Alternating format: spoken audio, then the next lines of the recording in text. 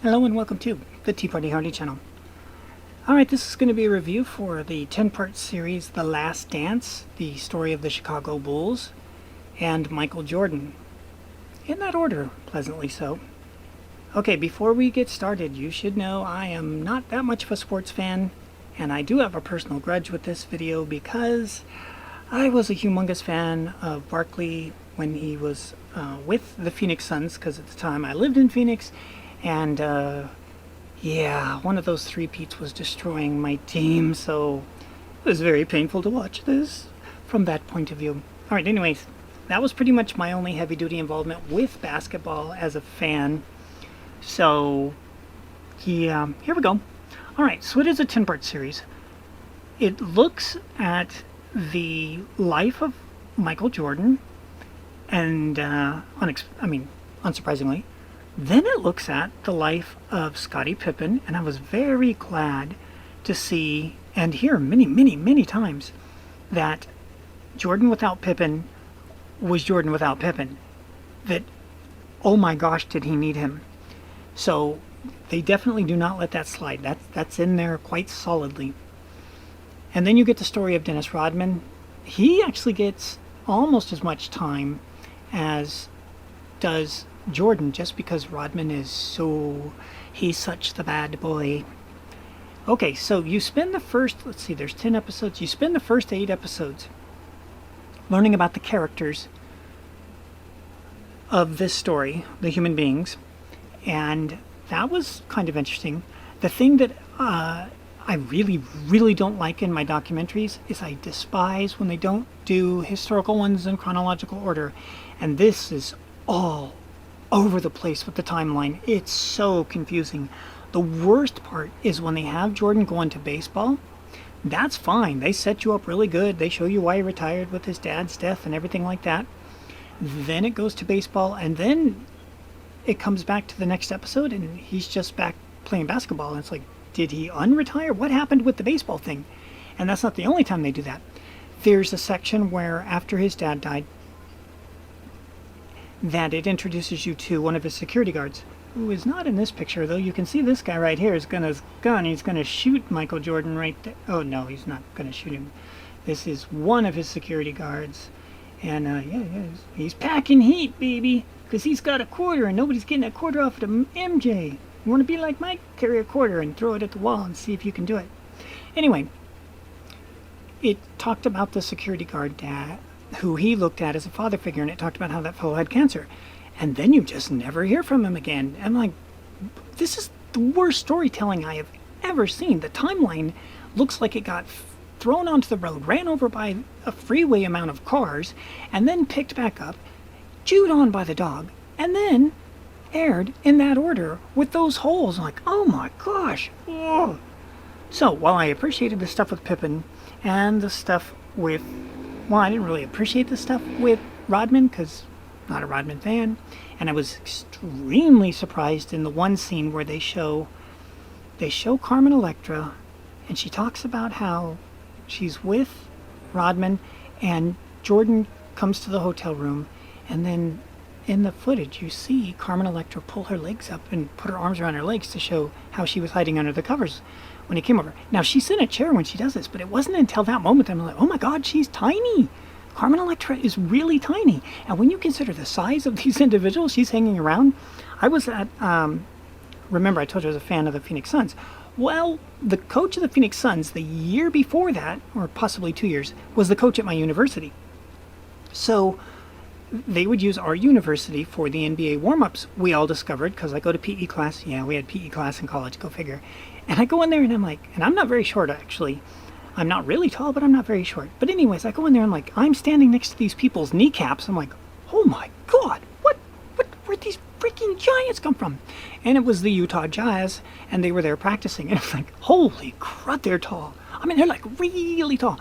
When they stand next to each other, perspective is everything. When they stand next to each other, they just look like normal human beings.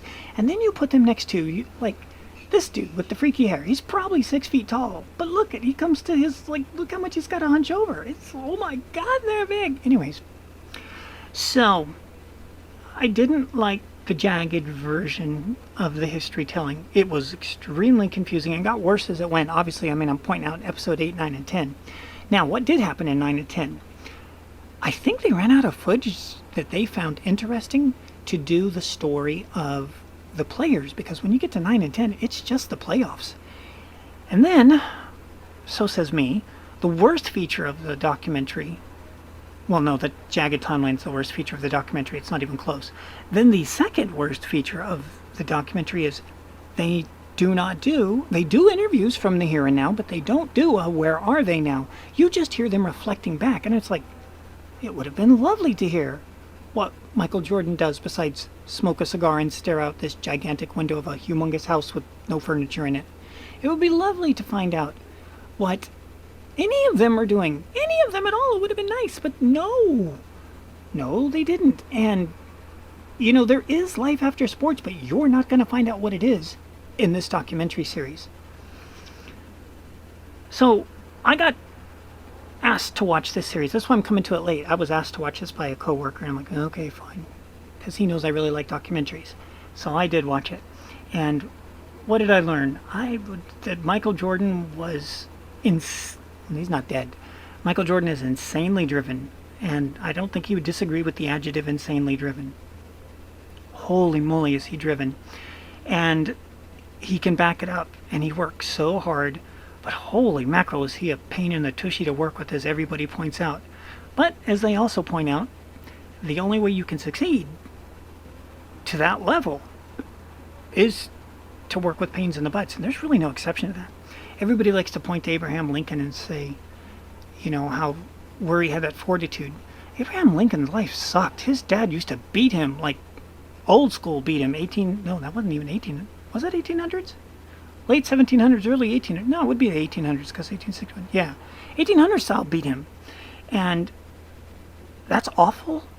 But without that beating, I'm talking to you millennials, without that beating, we would have never got a man that had that kind of fortitude to survive as long as he did, both as a president and as a guy who gets a piece of lead stuck in the back of his head, and he still survived another 8 to 10 hours. It makes you tough and it makes you strong, and Jordan demanded that. Now, the really interesting paradox of this is it shows you how Michael Jordan's the greatest basketball player ever. So says him.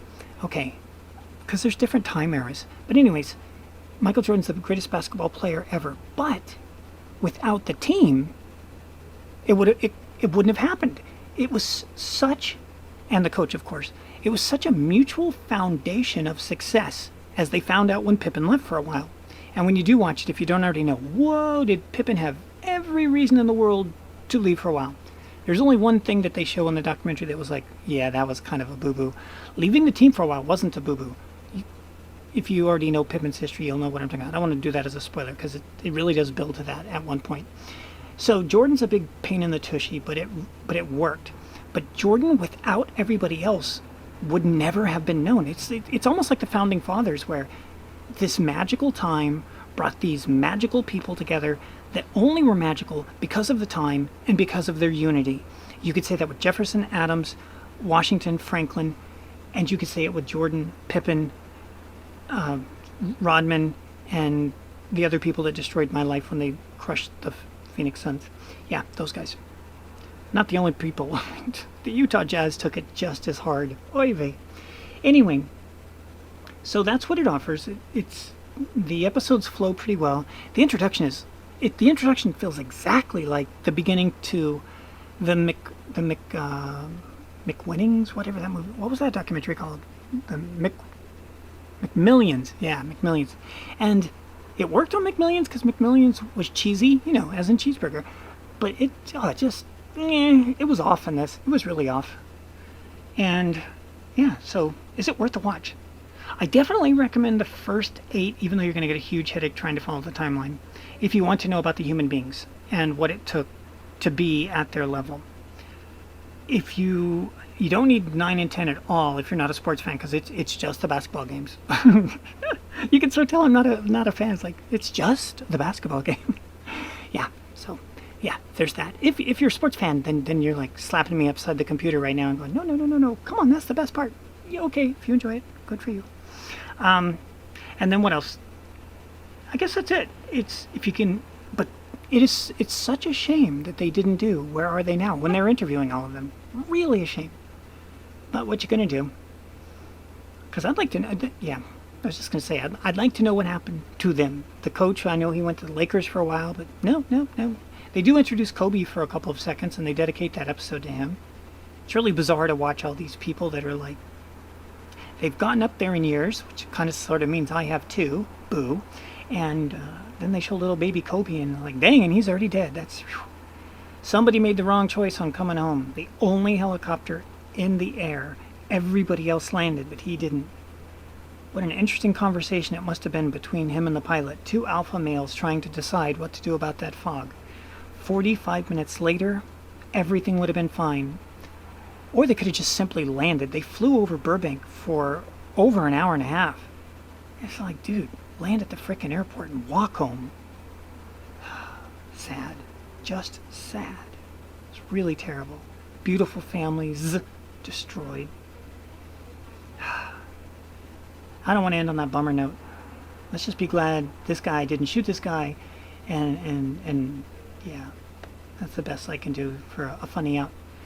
Check it out if you want. If you're not a sports fan, give it a shot. If you were with the Utah Jazz or the Phoenix Suns, anywhere along those multiple three-peats, oh, it hurts. It hurts bad, baby. Okay, we'll see you in the future.